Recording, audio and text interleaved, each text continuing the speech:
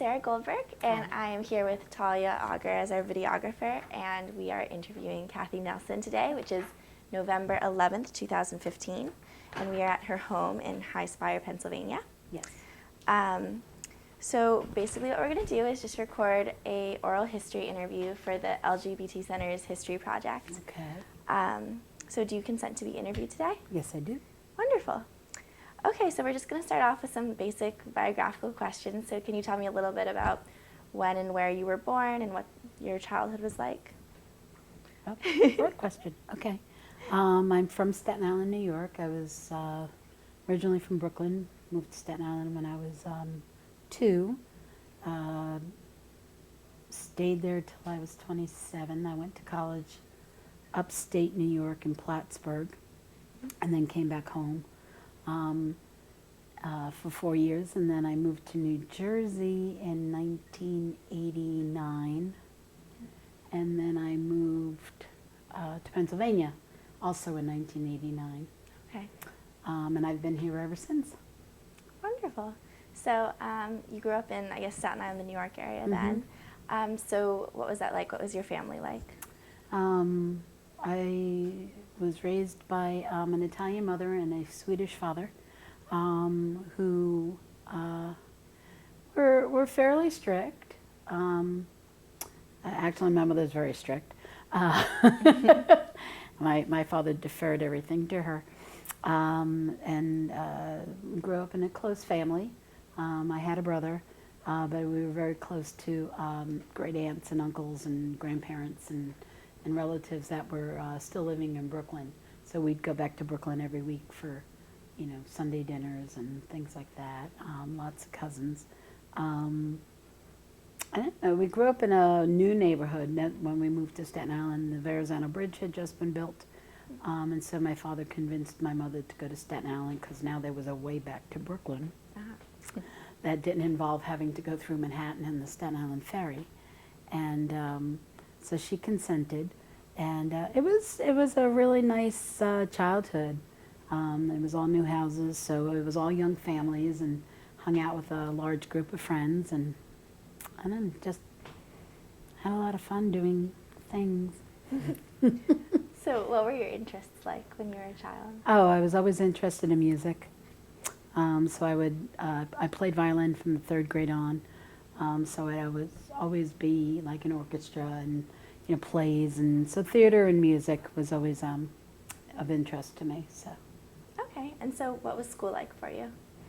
It was really good. It was a very positive experience. I did very well in school. I liked to read. I liked to write. Got good grades. Stayed out of trouble. Just I always wanted to do very well. So. And was your family particularly religious, or? Yes and no. My father, no. He was Catholic in name only, and had a hard time accepting that any priest had it over him. That it was above him, and so he would go to church for funerals and baptisms. And my mother went to church until I was confirmed that she had done her parental duty. And then she stopped. Since my father passed away, though, she started going again, so that was kind of interesting to see. So we were raised Catholic, and I was actually the one who was most involved in the church. That, I went to the youth groups that the church thing had, and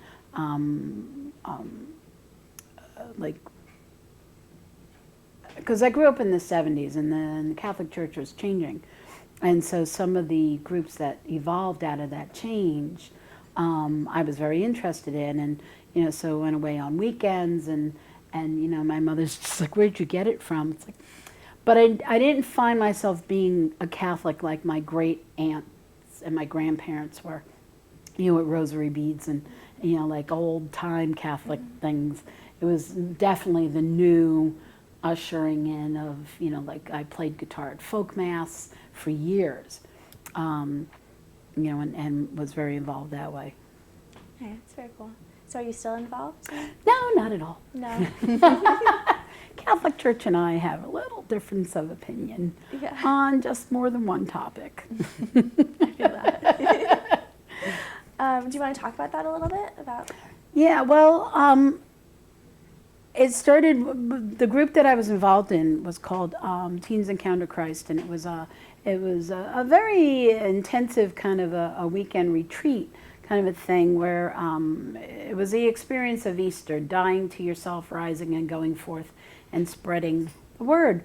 And so I got involved in it and then became a facilitator for it. And so during the summer, they would have like reunions for anybody who had gone on these weekends to come. And I had made really good friends with this guy, Ken, and it turns out that Ken was gay. And he shared that with me, and didn't faze me. I was still not out. I wasn't even knowledgeable, let alone out. And I saw no issue with it.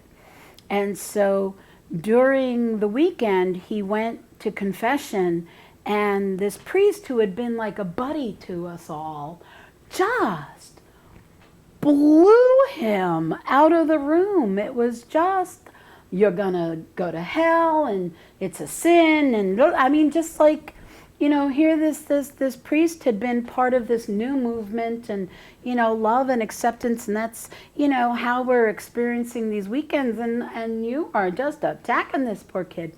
So that, for me, that was the start of going, the church is not all that I think it might be or could be, and that old-fashioned views were still very much in place, and that, you know, unless you change your ways, you're not welcome here. And so it didn't stop me from going to church, but it started planting a seed. So when I did come out at 22, I was like, you know, yeah, we've got some real issues here, because I couldn't help but think of Ken, and that I could sit in the pew from now until the day I die, and if nobody asks me the question, nobody will bother me. But if I share the information, that will be another story. And for me, that was just too much of a, what's the word for it? Not a contradiction. I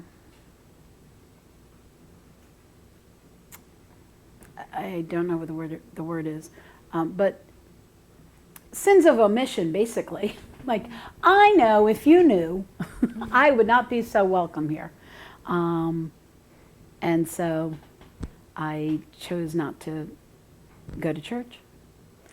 And so I floundered around for a very, very long time, just checking out different churches, but I missed the pomp and circumstance of it, which is interesting because most people, that's what they don't like. But I enjoyed that part of it. And about 15 years ago, a friend of mine needed an alto in his choir.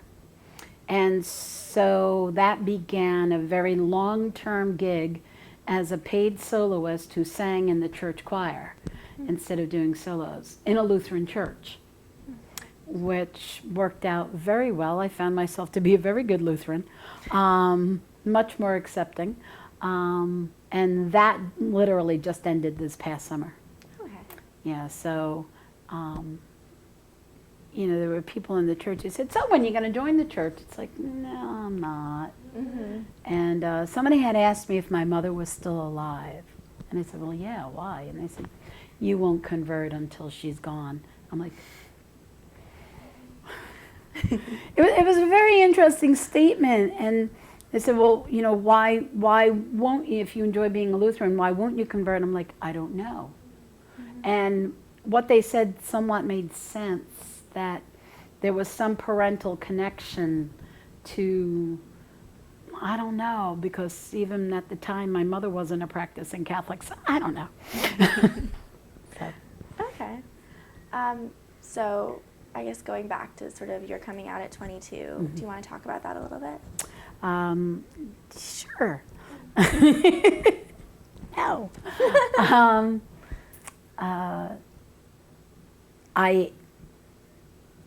growing up, I had thoughts, and I had no idea what they were about. I just thought it was an adventurous imagination I had, that I would think about things, doing things with girls, women, and just thought it was like, experimental, like people say, you just, experimenting. But I didn't know how to quite go about finding any of these situations.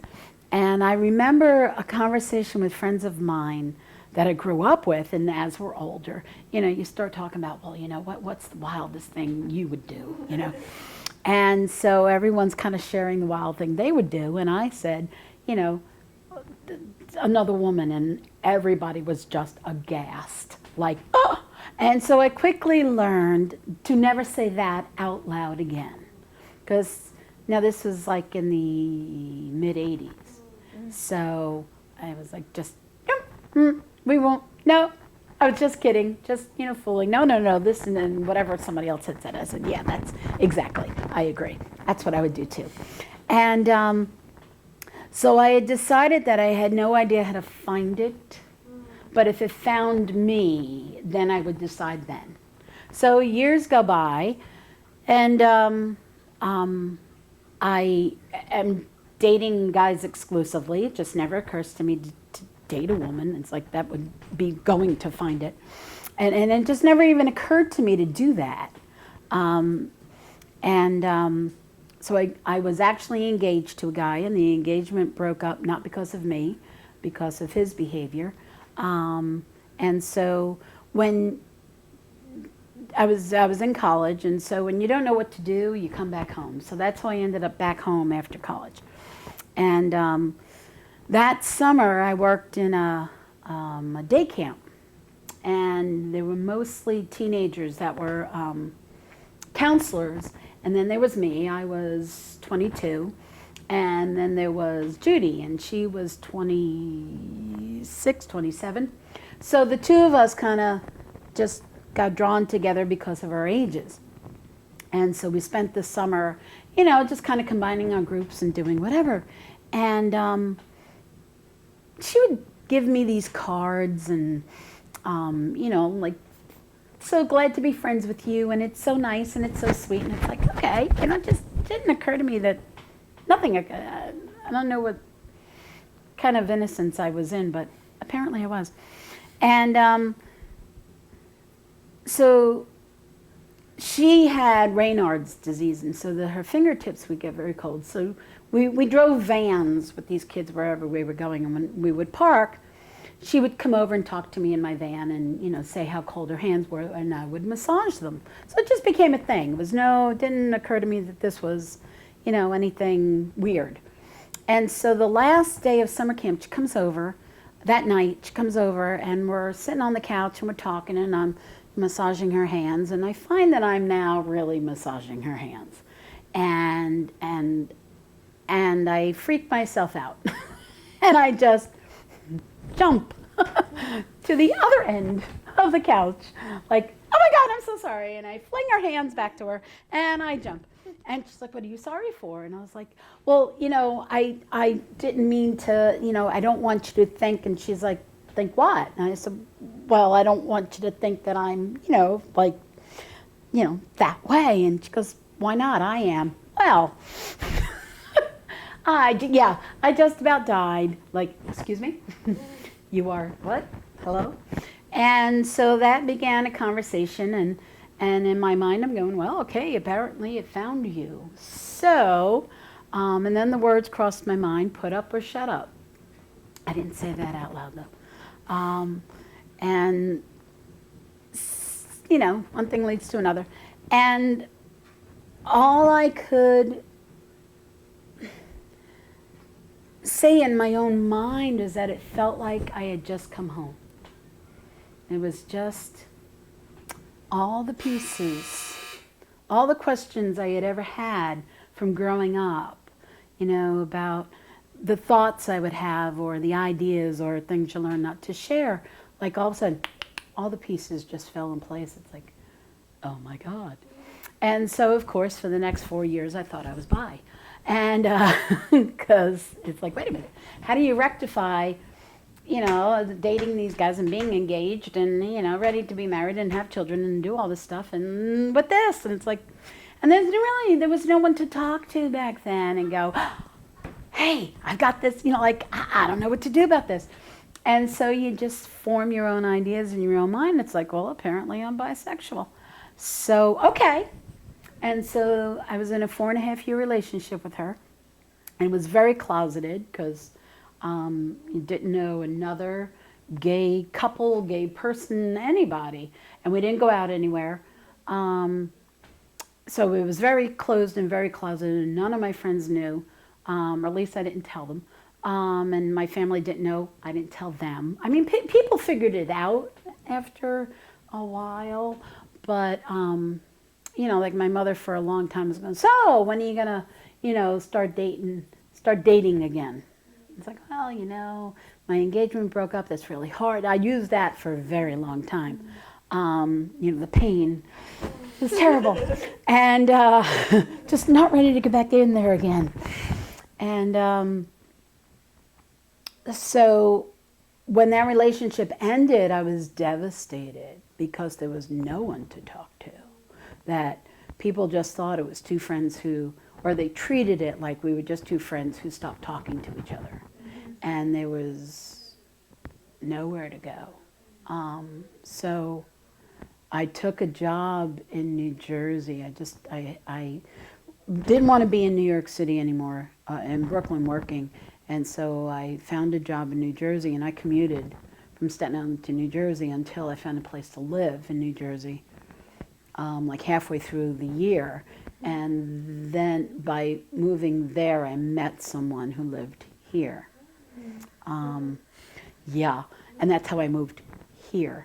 So, but moving here,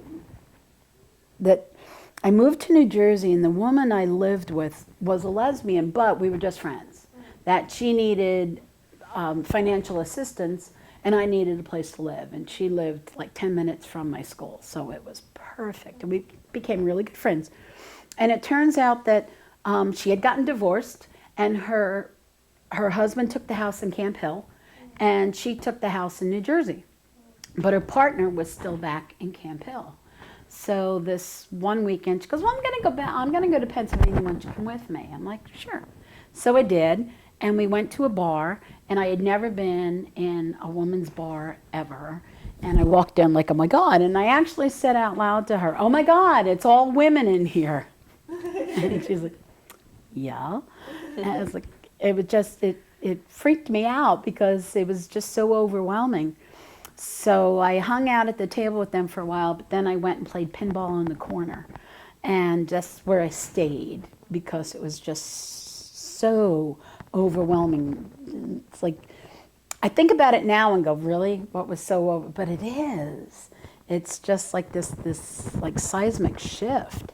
And so there was a woman sitting at the bar next to the pinball machine, and so we became friendly and started talking, and we ended up having a long-term relationship between Pennsylvania and New Jersey, and I moved here. And that relationship didn't work out, but in coming here, we would go out. And so I got very involved in the lesbian community because it was new. Even though I'd been in a relationship, I'd never been out. It was like being 16 again. And everyone understood the 4.5 years that I was very closeted and very, alone. And so I could share my story, and it was like more than okay. And so I met quite a few people that I learned how to shoot pool, and would just like hang out, because back then the only place to go was either church or a bar. And so I would hang out at the D-Gym a lot. It's a good thing I'm not a heavy drinker because I was there a lot. But I met so many women, and learned how to shoot pool. So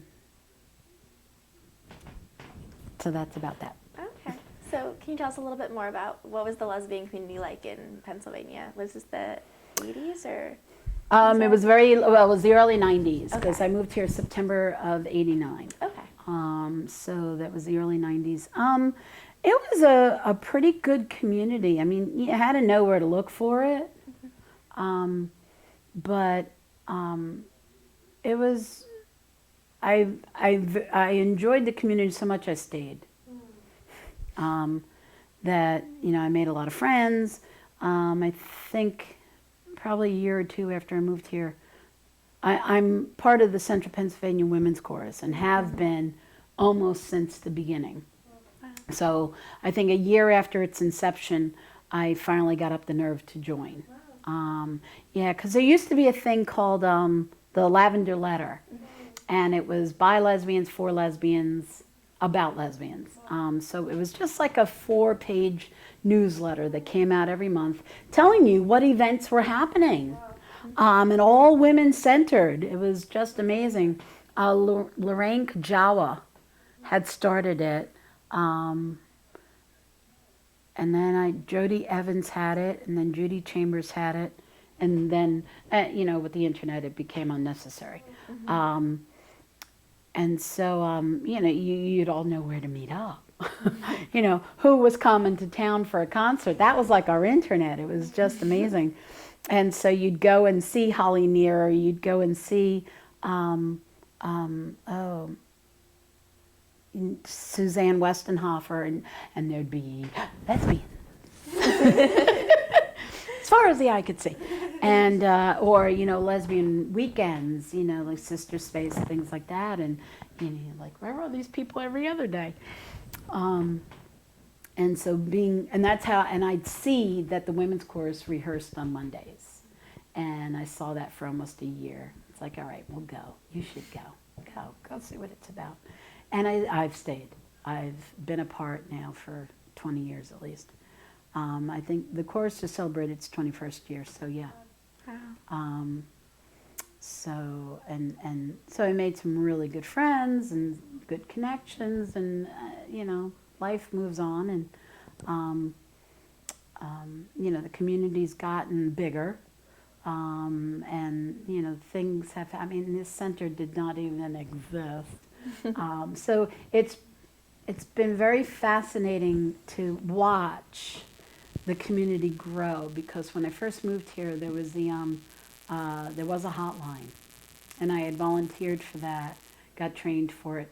But by the time I volunteered for it, the internet was coming out, and so the hotline hardly got any calls. But when it began, Barry Loveland, I believe, started it, and in its time, it was all you had. And then, you know, with the internet, it's like everybody could find out everything and anything they ever wanted. So, and so this grew, the center, I think, grew out of the hotline. And okay, we really don't need the hotline, but what do we do now? But this center also grew because Bobby Carmichael, who's a local musician, she had applied for a grant because she wanted to create a women's center. And she was denied the grant to create a women's center because whoever the grantor was wanted it to be all-inclusive. But she did receive a grant to do stories around the table. And it was an interview of women, and there was a whole thing that went on in the State Museum. Chairs were painted. I mean, it was a whole project that went on. But I think that the LGBT Center came out of all of that. That there were community interviews, or not interviews, like hometown meetings, kind of, you know, like, what would you like to see, you know, if this were to come to fruition. And so it's been really wonderful to see how the community has grown in Harrisburg. Because I remember when the Pride Festival was a unity festival, up on Ski Round Top. Mm. And people would bring their barbecue grills and literally grill on the mountain. And then there members of the men's chorus, I think Lily White and Company, put on shows. It was organized. It was very disorganized organization. Let's put it that way, because it was just, you know, put your blankets down and watch, or hang out, or see everybody, and then that manifested itself into, you know, the Pride Festival you see now. And so I had been on the board of that for, I don't even remember how long ago it was, but like a year or two. So, you know, just I like being involved in those things. But it's a lot of work to put on a Pride Festival. An amazing amount of work and a lot of money. I could see why Ski Round Top was an option. It's like, yeah, we'll just get the space and y'all come. So. Can you tell us a little bit more about your involvement with the women's chorus? Well, I've been a singer and a board member for as long as I can remember. I've always been a singer and almost always been a board member in one capacity or another. And so the women's chorus, and if anybody's watching this, I'm so sorry that the mission statement is not memorized in my mind. But our mission is basically to present a positive image of lesbians and feminists through song. And so our concerts revolve around music that speaks to women's issues, which are very broad. That we've had concerts that, I mean, we've done Broadway, because women do Broadway. And we can really narrow it. We've done breast cancer concerts. We've done, we partnered with Perwin, which is Pennsylvania Immigrant and Refugee Women's Network, and did a whole, that was really wonderful, doing a whole thing about their stories, and as women, as refugees, as immigrants, the impact it has on women.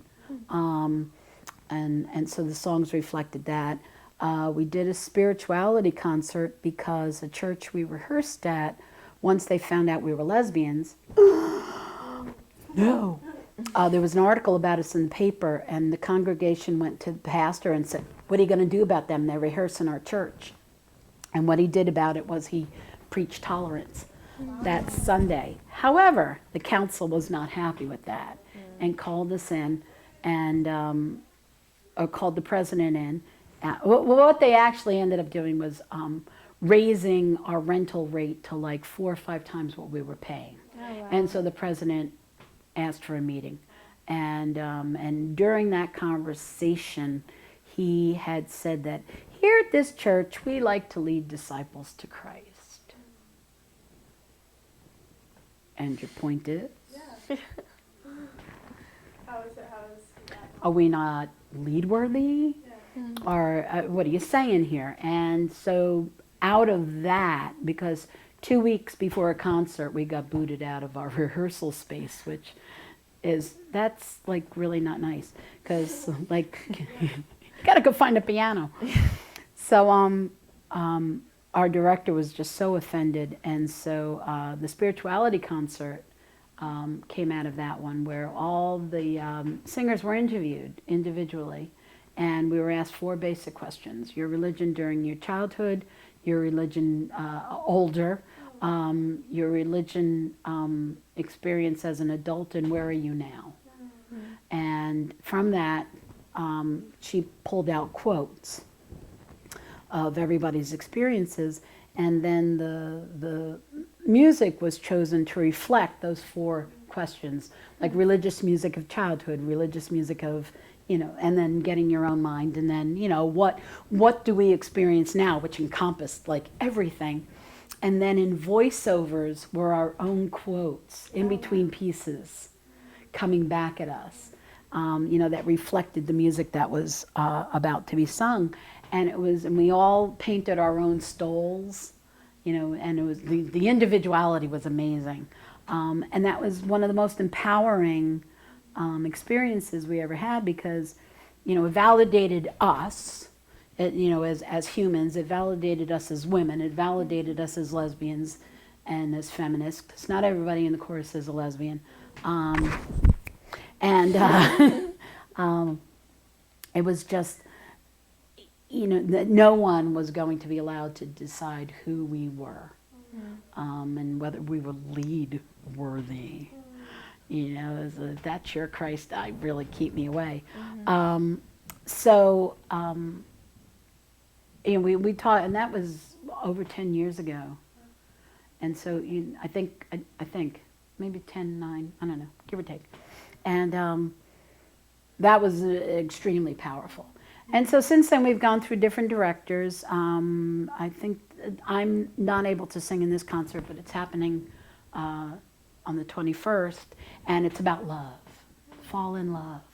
So it's just all songs that speak to love, but speak to love from a woman's perspective or a feminist perspective. Like, it doesn't include any songs that would advocate,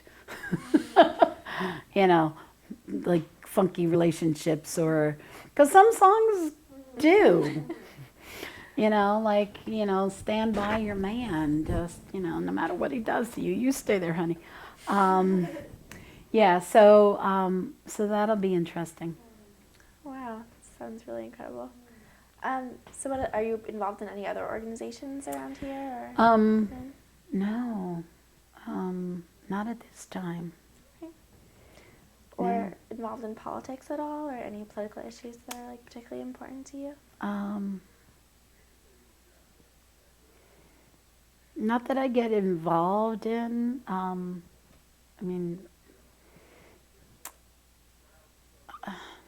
No. Anything I say wouldn't be appropriate. That's fine. Just, obviously women's issues, I've been on the steps for marriage equality and for, Republicans, please staying out of our bodies. So I'll do that, if there's a call to action. And I do my own small activism, when I meet people. I just was at my 35th high school reunion and managed to make a few people uncomfortable. Yes. I'm excited for that moment. Well, because, people were talking about, like the Hobby Lobby thing is like, well, so it's a private, obviously all the stuff that was on Facebook and in the news, like it's a private thing, so how do you get to determine? It's like, well, how do they get to determine? Mm-hmm. Well, because it's their own private business. It's like, yeah, but the moment you employ that many people, you might still be private, but so, that conversation was had, and, but the uncomfortableness, bless you, was somebody asked me how, because knowing me in high school and then, coming out, and they're like, how'd that happen? So I was telling her, and somebody else walked over and she goes, could we change this conversation, please? So she asked me, and I told her, I said, but I am done.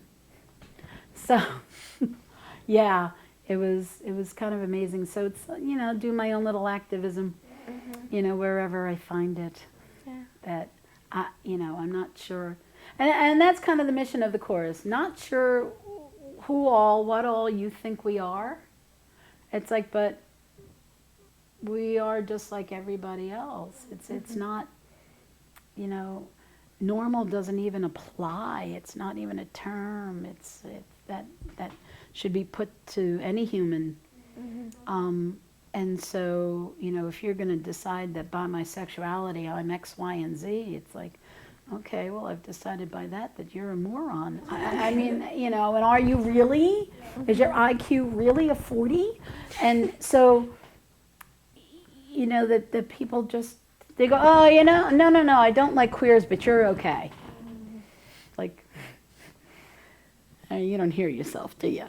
And so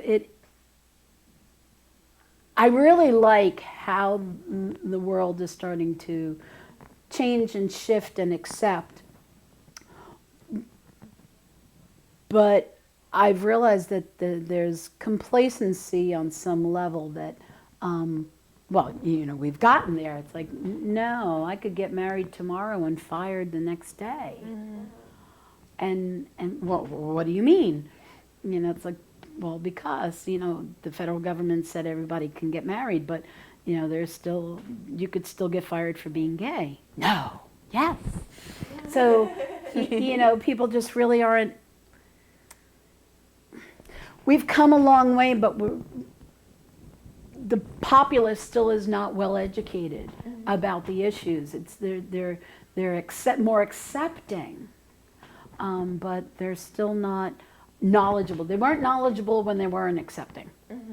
And so now they're accepting, but they're still not knowledgeable. So, the work of the LGBT Center and centers like it, and, like this project, and just speaking your truth wherever you are is how you educate people, about who we really are. It's like, we're just people. Yeah. Some of us are good, some of us are not. Some of us are good sometimes. How did you deal with that sort of reception when you were first coming out? Oh, wow. Well, it was interesting because I really didn't, even though I was in a relationship for 4.5 years in New York, I didn't come out at all. And so I didn't have to deal with it. There wasn't a negativity attached to it. I ended up coming out to my best friend after I had been in the relationship for a long time. And she was really offended that I didn't trust her enough to tell her. And to this day, it's like it did affect the friendship terribly. And I apologized for it. And I realized that she was right, that it wasn't an issue of trust, but I guess the bottom line is it was. That, like, I didn't consciously decide I didn't trust her. It was fear that, she wouldn't be friends if she knew. So, the easiest way to deal was, the don't ask, don't tell kind of a thing. People were participating in it for a very long time before it was chic. That, you just, you don't say anything because the fears were huge. That, I've known you since I was 2 years old, and if you knew, and we talked about it, and I thought things were okay, but, you could tell by somebody's behavior that it's not. And it wasn't that I was a lesbian, it was that she feels I didn't trust her. And I said, but I'm telling you now. And so, I've looked at it from both sides going, and my biggest fear was realized because it did change the nature of the relationship. It's like, but for a different reason.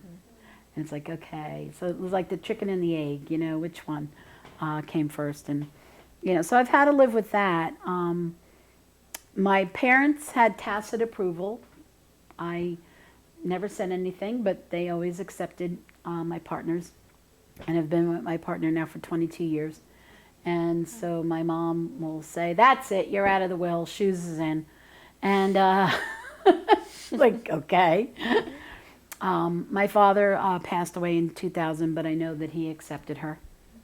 I know about 5-6 years ago, we were sitting at this table, and my mother was sitting over there, and a good friend of mine was sitting here, and my friend has no internal governor. And so she just says, so, what do you think about your daughter being a lesbian? And I thought I would just about die, because the L word had never been spoken to either of my parents. And I don't know if I kicked her under the table. I'm not sure what I did. And my mother's like, so? I was like, oh, thank you. And so that broke the ice. My mother has always loved my friend. She loves my partner. We involve her in things like she's come to concerts and she's come to chorus things. And so, all my friends know her, and, want to know when she's come back up because she lives in Florida. So I've had a very easy journey of coming out. There's, really been no familial repercussions for it. Mm-hmm. That, no family members have. But I also live in Pennsylvania. Most of them are in New Jersey or New York. So I don't know if that has something to do with it. You never know. But no one has blatantly said, you must go. That's good. Yeah. So I've been very, very fortunate, and blessed with really good friends. My family's dwindling as, people get older and pass away. But, we've developed a wonderful family of choice. Of really good friends, and we celebrate the holidays with them, and you really can't ask for more. That's great. Has it affected your work life or professional? No, I learned when I was teaching to use they, them, because I just knew to not come out as a teacher. I just knew, but I stopped working in '98, so right when things were really changing. So I don't know what an impact it would have were I to still be teaching. But back then I knew you don't tell anybody, because it wasn't even, would other teachers get upset? Would administration get upset? It was more, would parents get upset? And what kind of a stink would they make about it? But it became a non-issue when I stopped working in '98. And so any part-time job I've had, it's, as a matter of fact, where I work right now, it's because the woman who owns the business sits next to me in the chorus. She's an ally. And, she needed a part-time employee, and I went, I'm available. So that's, I'm really safe there. But I know of people who are not. And so that's why, even though we've come really far, that there's, a lot more work to be done, that, they could get married today and fired tomorrow. And there's Harrisburg has a history. Dan Miller, I don't know if he's still the controller. I know he ran for mayor and didn't win. Bummer. But he got into the paper years ago because he was fired from an accounting firm for being gay. That he had signed something in his contract. It was like an anti-gay clause or, an anti-something clause, and somebody said something somewhere. It wasn't Dan coming out. That somebody said something, and his boss found out, heard, whatever, and used that clause to fire him. And then apparently there was a clause in there that he couldn't compete within a 50-mile radius, and non-compete clause. And so that it was huge in the papers, and he won. Wow. But his story is somewhere. There's some recorded, and it was just fascinating, the whole thing, and to be this little queer community going, whoa, like there it was, out front and center, like a member of the community that you knew being outed, number one, losing your job, and then having the I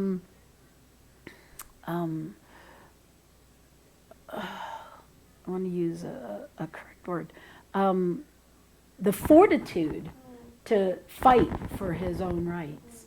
And I think that did a lot for this community to, witness that. And so, I feel if I had lived in Harrisburg, I would have voted for him as mayor. So it was, that whole time, I think, is what helped move this particular community a little more forward, as backwards as it was. Mm-hmm. You know, because, you know, of what Dan went through. Mm-hmm. So, you know, but you also learned from that, going, oh my God, you could get, look what happened to Dan. Mm-hmm. So it was a lesson on both sides of the issue. But now Harrisburg has a non-discrimination clause, so, you know, that works. You know, and it wasn't, it's not a coincidence of what happened to Dan and Harrisburg getting the clause, and, you know, everything is connected, so. Do you want to talk a little bit more about your occupational history and professional life a little bit? Current, past? Sure, either. Well, I used to teach, now I don't. No, I started out teaching in New York. I was in Bushwick, Brooklyn. No, actually I started in private school in Staten Island because I didn't want to go to Bushwick, Brooklyn. And then I worked for the Board of Ed for 3 years in New York and had enough after 3 years, and my relationship had ended. So I went to New Jersey for a year, didn't want to stay there, and then came here. And I actually taught in Carlisle. Oh, look at that. I worked for the IU for almost 3 years. And then I got a job in a classroom at La Torre Elementary. And I loved it. I actually absolutely loved it. And I didn't feel the need to be out at work because it was just me in a classroom of elementary school kids. So like, Yeah. really, like, where are we going with this? You know? And, you know, in the teacher's lounge, you know, everyone would talk about their husbands and their kids and, you know, or who was dating who. And I could talk about things, just not say her. And so that didn't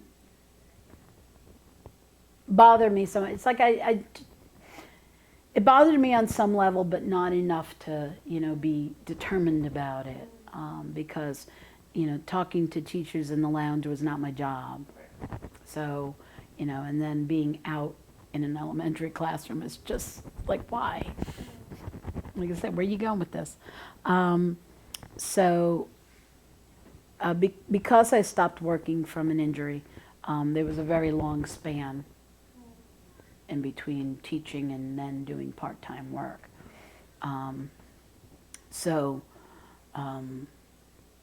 You know, I've had odd jobs here and there. So now I work part-time for Goldcrafter's Corner, and I basically do office work, but I'm learning how to make some jewelry. Yeah, it's fun. It's fun to, you know, yeah. So it's very nice that Stephanie is an ally because there's a lot of customers that come in to get wedding bands made, and they're you know, gay and lesbian couples. So that's, you know, that's really cool. That's awesome. Yeah. You know, to see some of the stuff she makes for, you know, women and just the difference in what women and men get when they're, you know, a couple. It's, you know, like the women's rings are either they're very simple or they're very, whoo, you know, really bold, and men just want bands, you know, with like, you know, a little diamond chip in them. Thank you.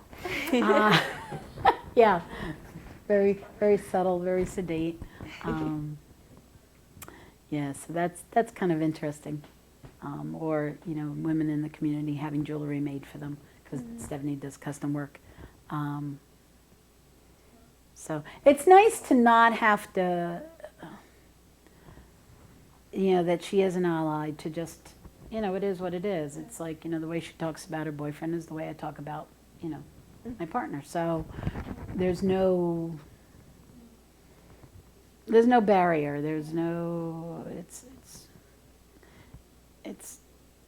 like I said, it's just accepted, like we're all humans. It's just accepted for what it is. So it's kind of a nice place to be. Yeah, that sounds lovely. Do you want to talk about your current partner? How did you meet her? My current partner. Do 22 long years now. We like to say we met across a crowded barn. That it was a women's weekend that the previous year, there were 10 of us that we didn't realize we had crashed a private party, a weekend-long party. And this was back when there was still mimeographs. Yeah. And so somebody we knew shows us this flyer, and we're like, oh, wow, okay, yeah, we'll go. And so the woman who showed us the flyer didn't go. And so 10 of us go, and it was on somebody's horse farm out in Newville, so the middle of nowhere.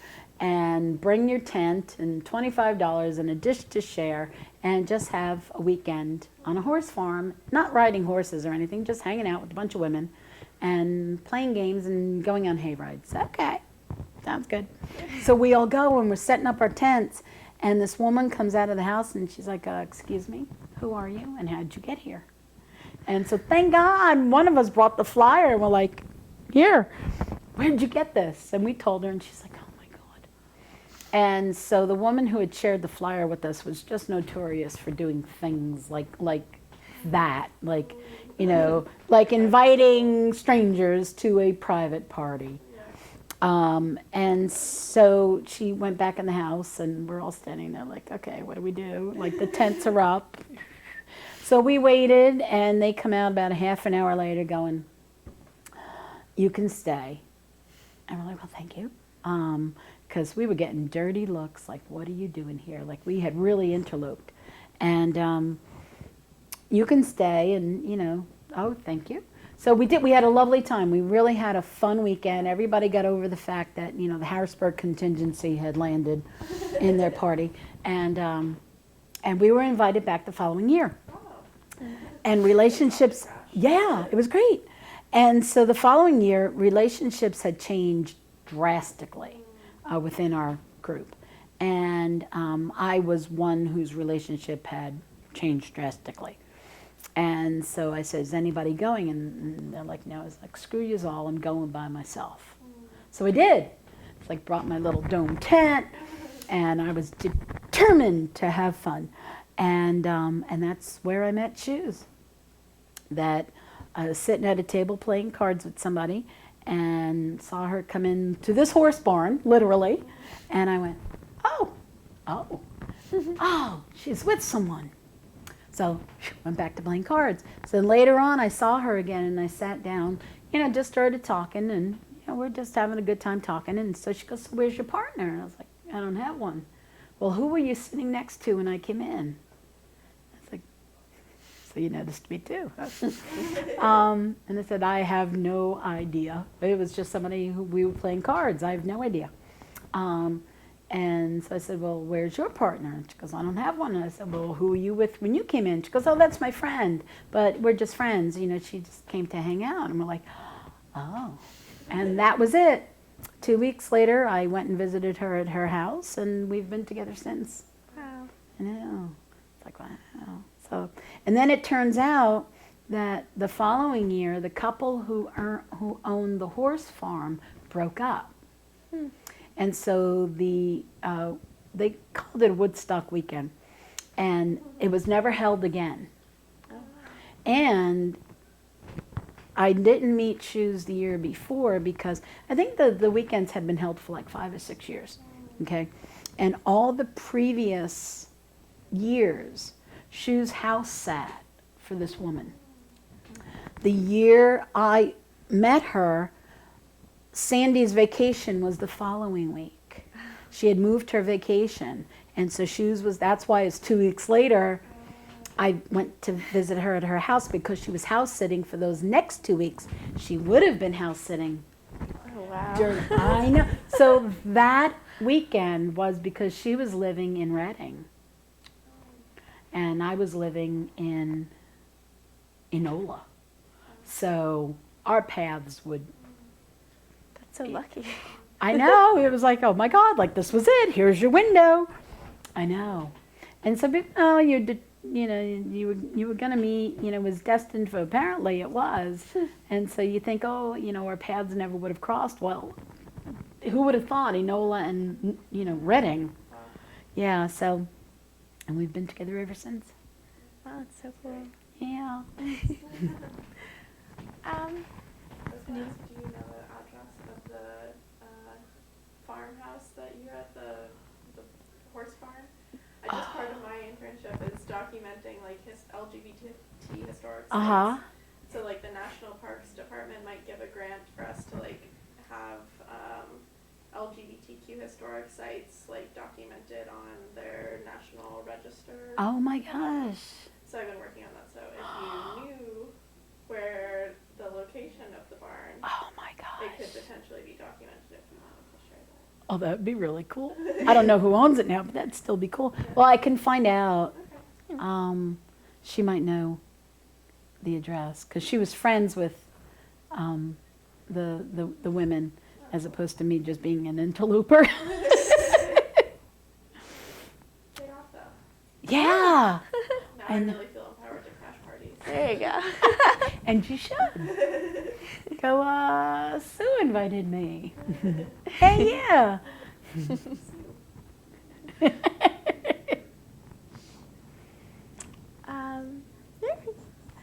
So I guess like what changes have you seen in the LGBT community here, nationally, or Oh, however you want greater to take it? acceptance, like I Yeah. said earlier.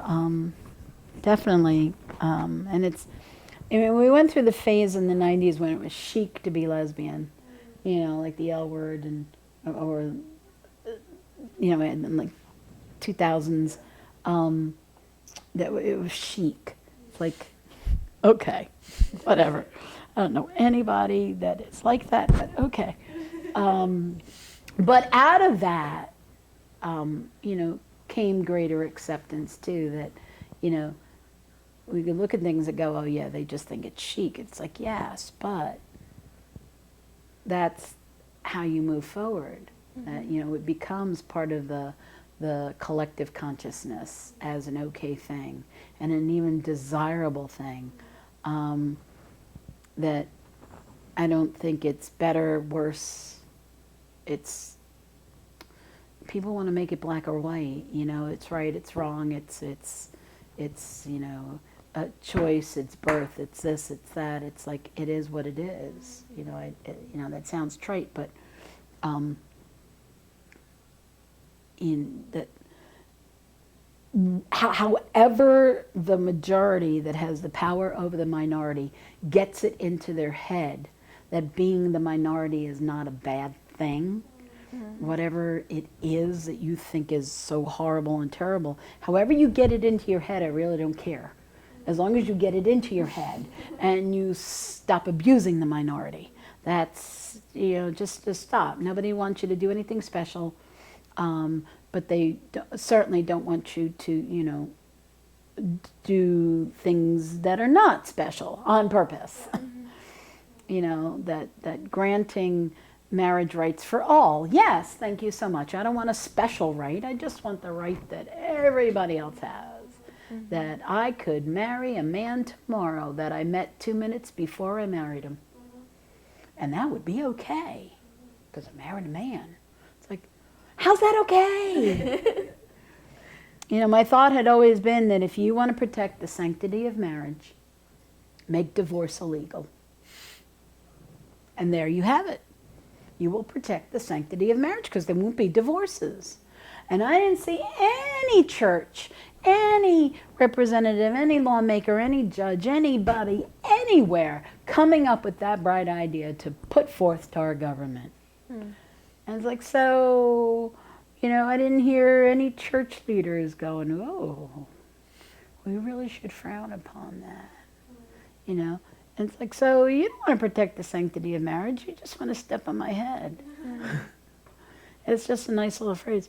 So now the big change that I see is that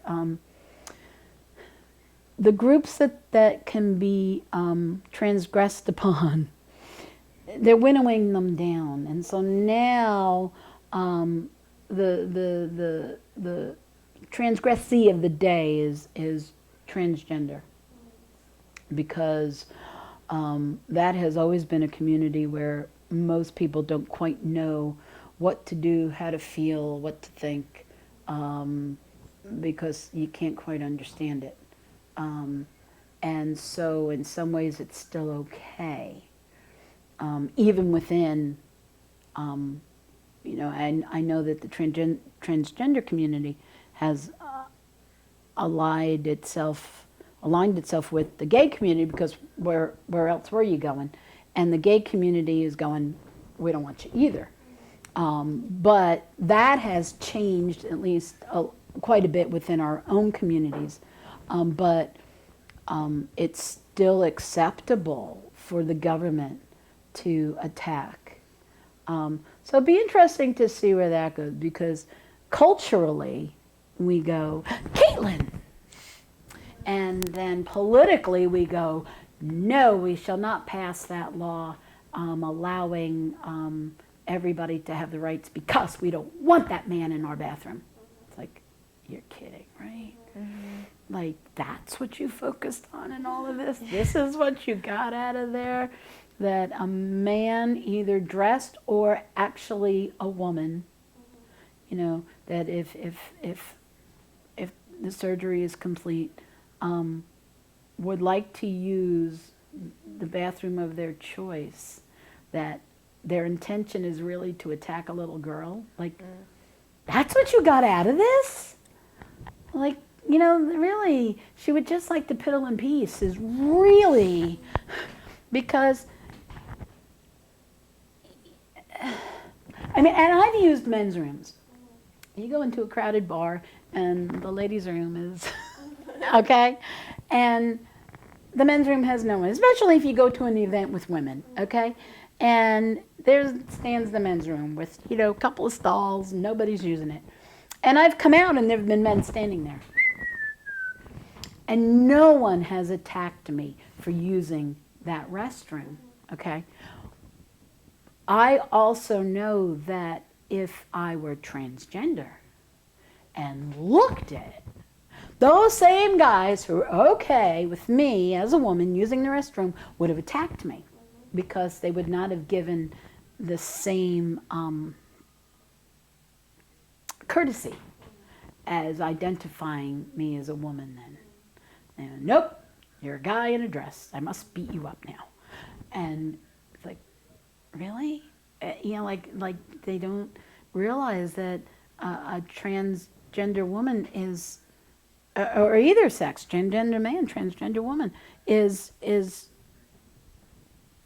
the same as me using the men's room and, a guy using the ladies' room. It's just, because there are transgender women, and, who, I don't think it's such an issue that way, because nobody thinks a woman is going to attack a little boy in a bathroom.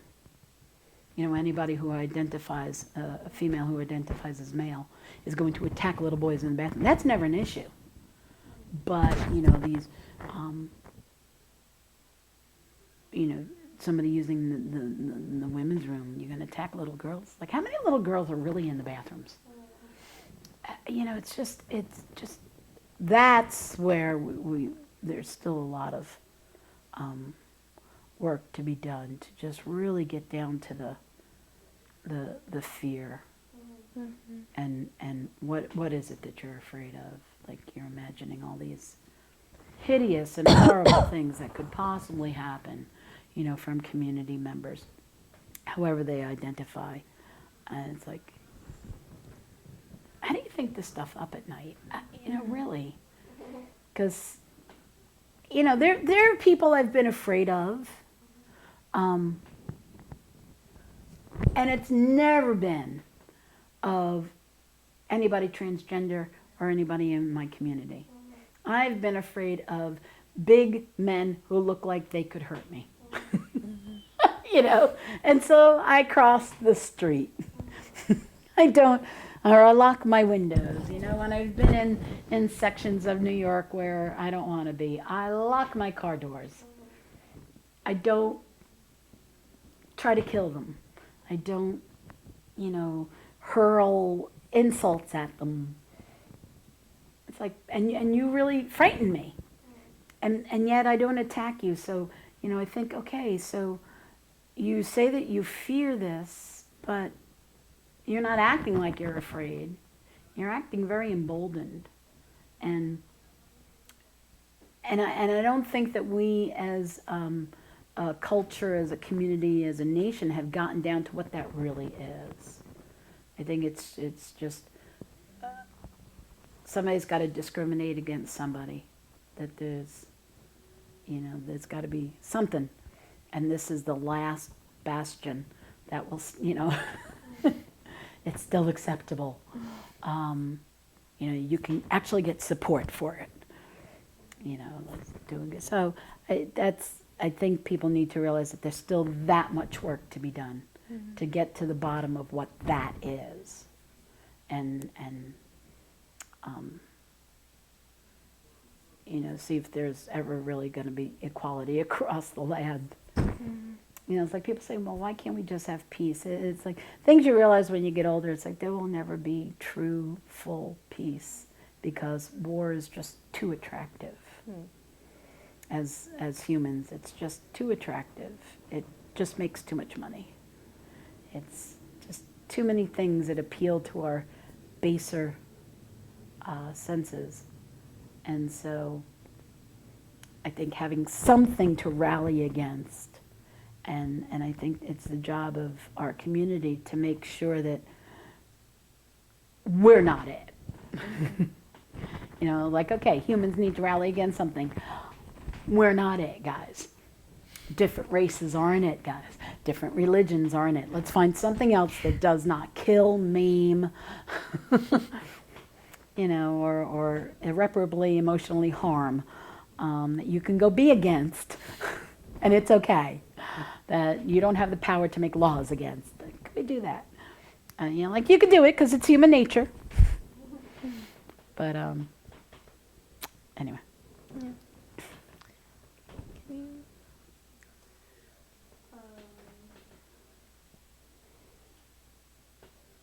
Well, you said you got involved in bar life more once you moved to central Pennsylvania. Once you moved down here, sorry, the headphones. That's okay. Out loud. You said that you started to get more involved in bar life and like having a community once you moved to central Pennsylvania. Yeah. So you found like a larger community here than you have in other places that you've lived? Well, I didn't find any community in New York. Right. Because I didn't look for one. Right. And people go, how could you live in New York and not have a, it's like, because I lived in Staten Island. I mean, that's Manhattan. You can go find anything in Manhattan, but who goes to Manhattan from Staten Island? It's a long commute. And so I could not, to this day, point you to a gay bar in Staten Island. Wow. I have no idea. So when I moved here, this was the community I found. And it was very welcoming.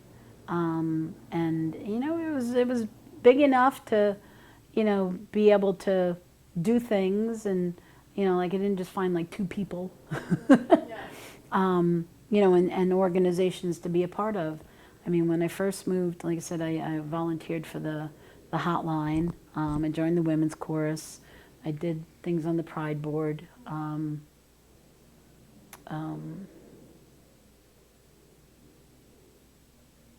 think the chorus has taken up quite a few of my years. So you were saying political. It's very political in nature.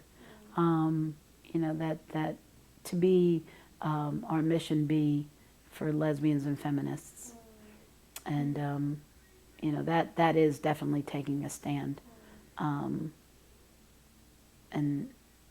when we did a concert that was all women composers. That was a challenge to find a concert where, I mean, it's out there, but you have to look. I mean, it's a little easier now to find it, you know, the internet, you can do searches. But, you know, just finding good choral music from women composers was definitely one of our challenges. But Bobby Carmichael, when she had asked for the grant, and then she started a women's circle which was part of the Stories Around the Table came of that. And so then she put on concerts out at Reservoir Park of women's music. And so she revived it again just a couple of months ago down in Lancaster. But she had been interviewed in the paper, like, what is this women's music you speak of? And some guy was just really like beside himself, like, why did there need to be a concert of just women's music, you know, and women performers, like, why? And he just really couldn't understand it. And it was, you know, within, like, you know, the past decade. So, you know, it wasn't like this wasn't back in the 80s or 90s. This is like now. And he just, so we knew if there's one voice saying, I don't get it, there's a lot of voices waiting for somebody to ask the question. And it's like, A, I can't believe with the advent of the internet, you don't know what women's music is. And B, that you can't see that there's a need for it. That, you know, advocating it is not, because he was insinuating many, many things. And advocating women's music is advocating women's music. It's not insinuating anything else. It's not that men's music is bad. Or, you know, well, there isn't men's music. It's like, well, yeah, we call that music. Like when people say, how come there isn't a Men's History Month? It's like, yeah, honey. we just call that history, sweetheart. You know, like, you have to really go looking for women's history. You have to really, and as a history major, you are probably well aware that you think women did nothing. That you grow up thinking that, you know, all women were like your mom, they stayed home and they tended the children. And then as you get older and you read and you find out, you go, wait a minute, how come they didn't tell me any of this? You know, about, you know, historical events that involved women. Like, you know, all they ever teach you about is, you know, the right to vote. And that women were, you know, really about prohibition. It's like, you know, they were for it. It's like, not all of them. Really. You know, like suffragettes, like being one of those was like a bad thing. Like only the old ugly women did that. You know, because that's how they're presented. When you see pictures, you're like, that couldn't have been all of them. You know, like there was no young ones involved. And it's like, that's not true either. So even when they do present women's history, it's still skewed. That you've got to be, you know, not married and bitter, you know, to want to push women's issues. I took when I moved back to Staten Island, I was taking classes towards my master's. And so because I could take liberal arts stuff, I took women's studies. And so this was in the mid-'80s when it was just, women's studies was even like, I don't even know if it was a major then or if it was just classes, but it probably was by that point a major on some campuses. And I remember the professor, we had to get the book Our Bodies Ourselves, and just fascinating. You know, where you learn about all this stuff and you go, where was this all? So I think that this history project is amazing because, you know, I don't think your generation, but your next generation is going to be like, what do you mean they didn't know? It's going to be like me. You know, or like you going, well, I've learned women's history. Like, that's been part of my education. It's like, it wasn't part of mine. You know, that there was no Women's History Month. There was no Black History Month. There were no months when I was in school. You know, it was like, here, you know, Columbus did this. Lincoln did this. Washington did this. Now go about your business. You know. Like you'd have to take something like world history to learn, you know, about, and that was only in high school. You know, so there wasn't even awareness. Oh wait, Betsy Ross, she sewed the flag. That's it. That's, you know, Florence Nightingale was a nurse to the, you know, so even then you learned you can become a seamstress, a nurse, or a teacher. And even when I went to college, that was my thoughts, that either I'll become a nurse or a teacher. And because I wasn't wanting to be a secretary, that was the other option. You could be a secretary. You could be, like, oh my gosh. Like if I knew now, then what I know now, you know, I would have chosen, you know, different. I couldn't even take wood shop, woodworking in junior high school. Really? As, You weren't yeah. allowed to? No. Because you're a girl? Mm-hmm. Did you take home ec instead? But the boys took home ec. Oh. Yes. It's like, now, how are they in here? The boys could take home ec, but I could not take wood shop. Yep, I remember that. And things, I mean, you know, whatever title program about, you know, the equality of sports programs in schools and stuff, started when I was in school. Title IX, Title XI, Title something or other. Where now it's moot because it wouldn't even have occurred to you that you couldn't play sports. Well, if there wasn't a girls' sports team, it wasn't happening. And there weren't always an equal amount of girls' sports teams to match the boys. You know, we weren't encouraged to do that, you know, to play. And soccer was not a sport that anybody played when I was growing up, you know, and you didn't get to play baseball. The girls played softball, which still happens. And there was no girl who ever tried out for a football team, you know. And it's interesting when you have a cultural thought that any girl who would have, when I was growing up, wanted to try out for a football team, you know, even if it was Pee Wee football, would have been ostracized by every girl.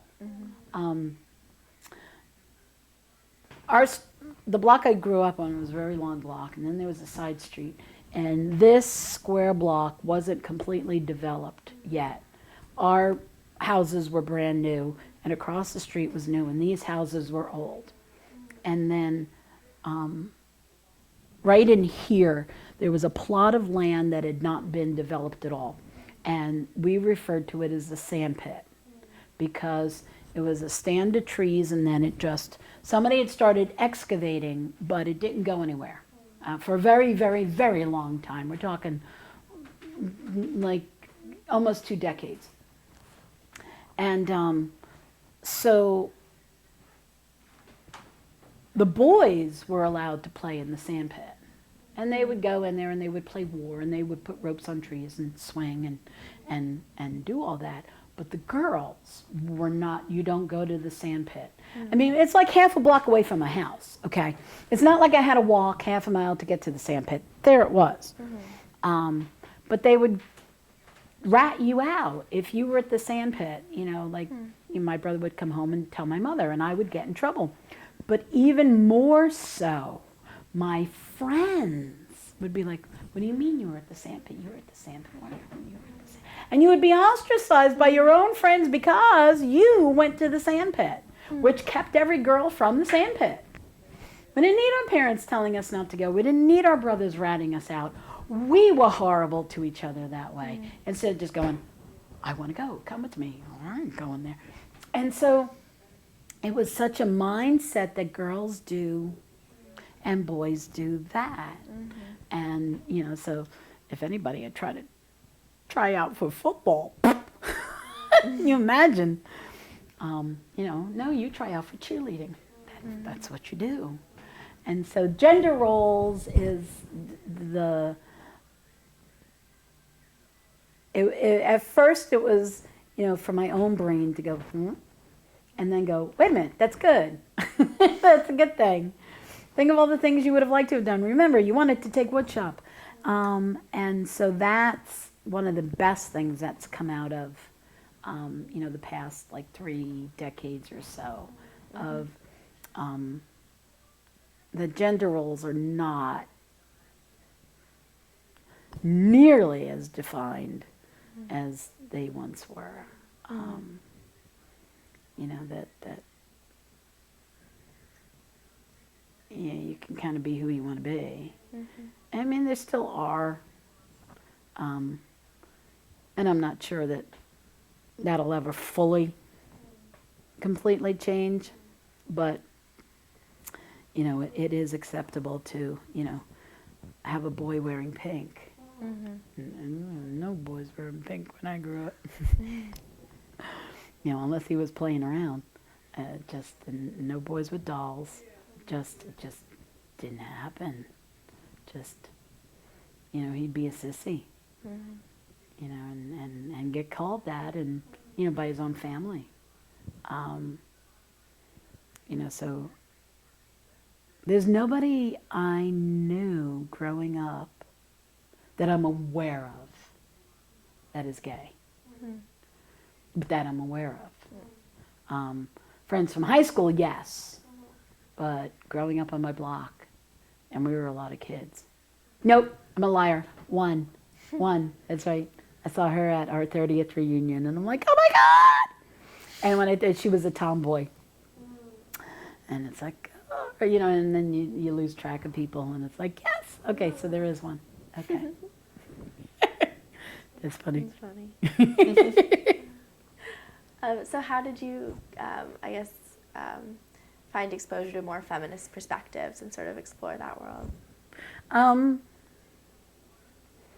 Well, when I started taking women's studies classes, it was like, it just, like, oh my God, and, it made a really good feminist out of me.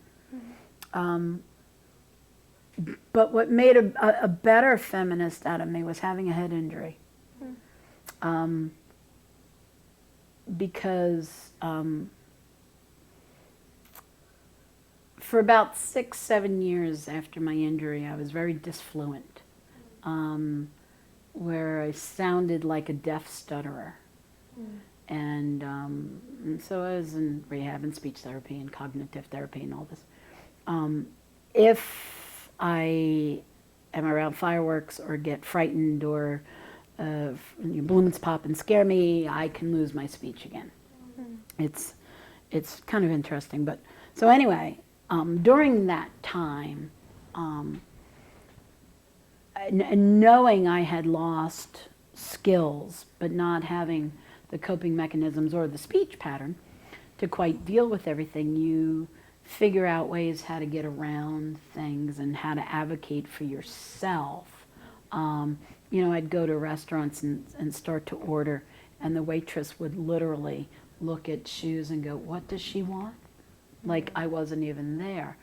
And so being a woman, I have nothing else but a feminist perspective on this. That I had to find out ways to advocate for myself. And so, it was like you pick your battles. In a restaurant, we would talk about the menu beforehand, and I'd go, this is what I want, but I want X, Y, and Z. And so the waitress would come up and I'd go, and then let shoes tell her the rest of what I wanted. And so that way, she wasn't ignoring me. And I was doing what I need to do and allowing somebody else to just assist me. And so you do that for enough years, and you start to do it in other areas of your life. And because it didn't occur to me at first that, because I'm a woman, so of course it's a feminist perspective. And so, once my speech came back, and and I didn't need to do, and I had been through rehab and didn't need to do so many things, I began to realize that, because there's still, why I don't work full time, there's still issues. And so I started paying attention to when people would view me as somebody with a handicap, and when people would view me as a woman with a handicap. And neither is acceptable. And so once my voice came back, I became more outspoken than I already was.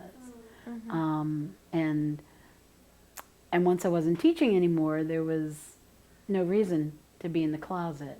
So it has allowed me the freedom to, really explore being a feminist and being an advocate for feminism, and what does that really mean? And it's some people think it means hating men. I don't hate men. I loved my father very much.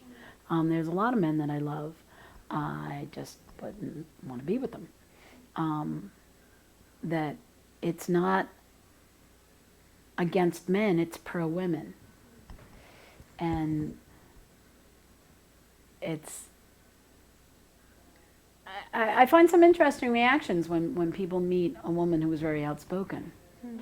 And it's like, but my perspective is that I am a disabled lesbian. And so I'm not going to give you a chance to pick one of those to deny me whatever on. You're just not going to get the opportunity. So that's been an interesting ride. So. That's great. Have we missed anything that you'd like to talk about? God, no. No. You've been very thorough. I'm glad. Yeah, thank you so much for this. It's been really great. Yeah. You're welcome. Awesome.